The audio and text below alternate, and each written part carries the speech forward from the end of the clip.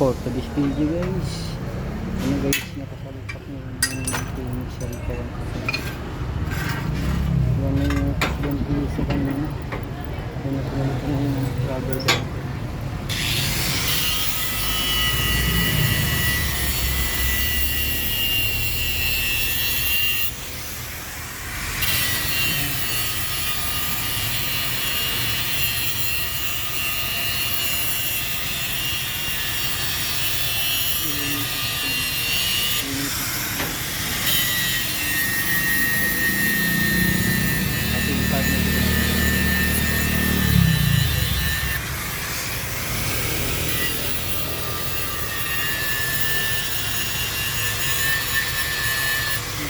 Kasi kita nyo